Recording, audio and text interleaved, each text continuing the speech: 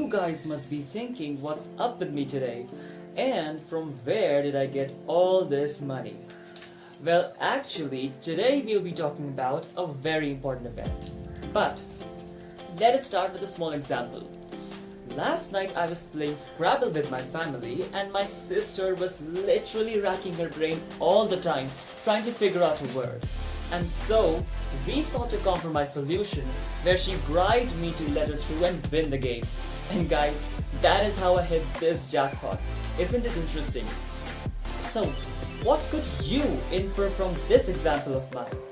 Well, we could infer the plot of today's topic around which today's entire story revolves.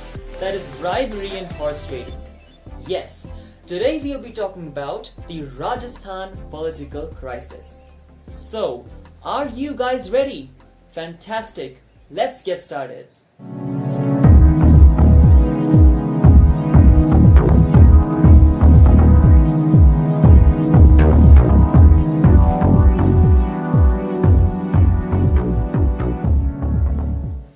Hello and a very warm welcome to the Grapevine, the best place for you to be informed. My name is Shaura Joshi and today we will be talking about a very important event which has gained a lot of public heat and has become a hot topic quite lately, the Rajasthan political crisis. So, in this story we have two central characters. We have Ashok Gehlot, the Chief Minister of Rajasthan, and Sachin Pilot, the ex-Deputy Chief Minister of Rajasthan. Both are from the Congress party. But now, this tussle between the two which we are going to talk about, it is not something new, you must know. It has been there right from the start. Right from the state elections in 2018 won by the Congress party.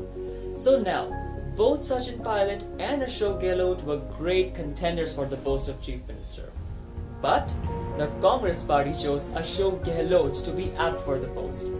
And so, I would ask you, can this be seen as a possible initiator of this incident? Well, that's a question again, maybe. So this controversy started on 12th July when Sachin Pilot and his supporter MLAs went to Delhi from Jaipur, claiming that they had the support of 30 MLAs which could easily topple or overturn the Ashok Gehlot government. So now before we proceed, you must know that there are certain wrongdoings or certain malpractices that exist in politics, or to be more specific, the Indian politics. What happens is, one party offers a huge amount and bribes the politicians of the opposition, asking them to switch parties, and this eventually causes the opposition's government to fall. This was what I was trying to introduce you with in the first part of this video. So similar allegations were put on the BJP, and the Special Operations Group of Rajasthan sent notices to Sachin Pilot and some MLAs in a case of conspiracy to bribe the Congress MLAs. Now it is said that due to this reason and some other reasons, Sachin Pilot got miffed, he got annoyed, and he went to Delhi with his MLAs and claimed that he could overturn the Ashok Gehlot government. This is not the end, rather it's just the beginning, because the very next day, on 13th of July, the Rajasthan government convened a legislative meeting and for a confidence motion, which means to show the support of the number of MLAs Ashok Gehlot has. And Ashok Gehlot also warned a strict action against those who would not turn up.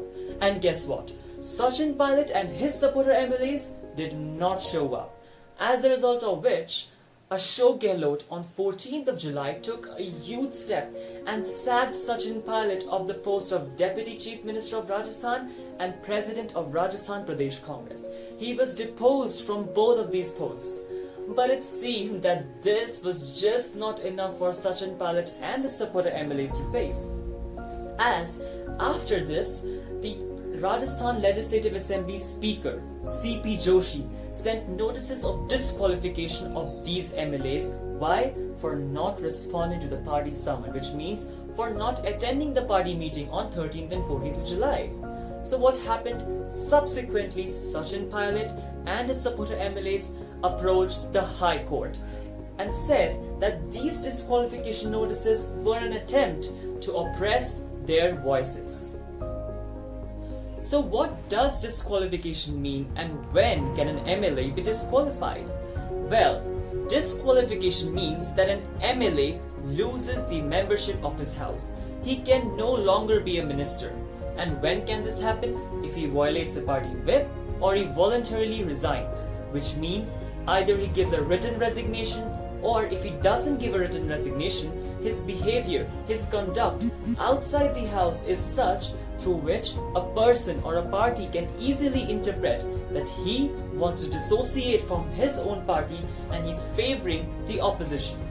So, in this case that was being heard in the High Court, Sachin Pilot and his supporter MLAs made it very clear that they only seek to voice their dissent, they only seek to voice their disagreement with certain policies of the Congress. What does this mean? That they did not agree with certain policies of the Ashok Gehlot government and they were just expressing their disagreement.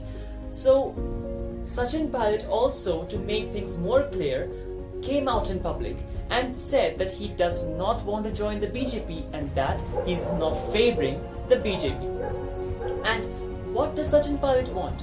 What do these MLAs want? They want that their dissent, their disagreement should not be confused with voluntary resignation, and so they should not be disqualified. And friends, that is how Ashok Gehlot tried to trap Sachin Pilot and his supporter MLAs, saying that not attending the party meeting that was convened would be considered as an intention to dissociate from the Indian National Congress. And he also alleged the BJP of horse trading and said that the BJP was trying to bribe these Congress MLAs and was asking them to switch parties. Now, another question arises. What will happen if these MLAs are disqualified? Well, actually, according to the 91st Constitutional Amendment Act, a defector or an MLA who is disqualified, he cannot hold any remunerative post. He cannot be a minister unless he contests the election again, he wins the election again, and he gains the trust of the people of his constituency again. So doing all of this all over again. And that is the reason why Sachin Pilot and his MLAs don't want to get disqualified. But let us say if this happens, there are 200 seats in the Rajasthan Legislative Assembly. In our example, we will take 100 because I should not take convoluted figures or else you will get confused. So in our example, let us say Rajasthan has 100 Legislative Assembly seats. Congress forms the government, so Congress has 60 MLAs, let us say, and BJP has 40. Now, if these 30 MLAs are disqualified, the total strength of the Rajasthan Legislative Assembly would fall from 100 to 70, and the total seats of Congress would fall from 60 to 30. But BJP would remain at 40. Look at the new figures. You will know that BJP forms the majority because 40 is more than half of 70, and BJP would be in a position to form the government in Rajasthan. But the question arises, why would Ashok Gehlot want his MLAs to be disqualified then? For two major reasons that I could interpret. Number one, ego clashes.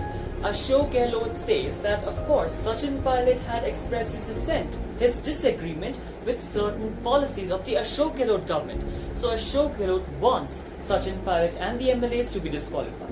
Number two, Ashok Gehlot has to say that even if they're disqualified, he would still be able to prove his majority. Maybe with the support of some independent MLAs or MLAs of some other party, but he would be able to do this. So with this, Ashok Gehlot has very cleverly tried to kill two birds with one stone. But this would leave the Congress party afloat because in politics, only one thing is certain, that is uncertainty. And what if the MLAs that support Ashok Gehlot fall in the trap of horse trading? Now, coming back to the case that was being heard in the High Court regarding the disqualification of these MLAs. What did the High Court say? The High Court extended the time for Sachin Pilot and his supporter MLAs to respond or reply to the disqualification notices. And this decision of the High Court annoyed C.P. Joshi, the Speaker of Rajasthan Legislative Assembly. Why? Because the Speaker has the right to, disqualify any MLA. And with this, CP Joshi, he approached the Supreme Court saying that the High Court cannot defer or ask a speaker to defer or postpone the disqualification proceedings. But you know what did the Supreme Court say? The Supreme Court said that the MLAs cannot be suppressed just like that. In a democracy, everybody has the right to express their dissent, and in a democracy, nobody can be shut down just like that. So till now, everything was working for as a huge relief for Sachin Pilot and his supporter MLAs. After this, what did Ashok Gehlot do? Ashok Gehlot sought an appointment with Kalraj Mishra, the governor of Rajasthan. Why? To convene an assembly session for the trust motion in the house, to prove his majority.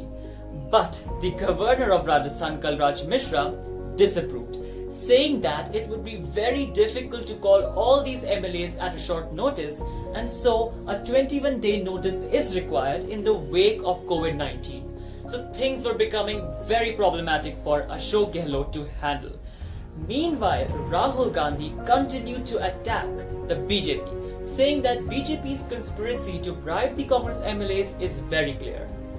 Not only this, he came up with various social media campaigns like Speak Up for Democracy, Save Democracy. And this turned the entire thing into a huge political dogfight. And it felt that somehow all these foes of Ashok Gehlot were not enough, because now Mayawati entered the picture. She said that she would approach the Supreme Court in the case of fraudulent merger of her parties, that is BSP's 6 MLAs, with the Congress party. She said that Ashok Gehlot dishonestly merged her party's 6 MLAs with the Congress and won the elections in Rajasthan in 2018. So this was creating a lot of problem for Ashok Gehlot. But in all of this, Ashok Gehlot saw a ray of hope when the governor of Rajasthan, Kalraj Mishra, finally, after days of impasse, agreed to convene the assembly session on 14th of August. And eventually, Ashok Gehlot shifted 100 of his MLAs from Jaipur to Jaisalmer. Why? Because he feared that all his MLAs may fall under the trap of, horse trading. What if they are bribed? And so he feared that his MLAs may switch loyalty. But then, on 10th of August, something happened that we were all least expecting. And it happened all at once. When Sachin Pilot met Rahul Gandhi in the presence of Priyanka Gandhi and explained the circumstances in which he had taken this decision, and made it very clear that he was never against the Congress party. Now, if you look at this very carefully, it was also reported that a committee will be formed to resolve this issue. So you know what I could interpret? That Sachin Pilot and Ashok Gehlot both were quite insecure. Both could not concede defeat, and so they very cleverly and very quickly settled all their differences. And after this, all the Congress leaders, Rahul Gandhi, Ashok Gehlot, Sachin Pilot were all happy, and the Congress leaders said that this is a slap on the BJP's anti-democratic face. And finally, on 14th of August, the day the assembly session was held for the confidence motion, the Congress party won the vote of confidence with a majority. And after winning the trust vote, Ashok Gehlot said that this is a clear message to those who are trying to dishonestly topple the Ashok Gehlot government.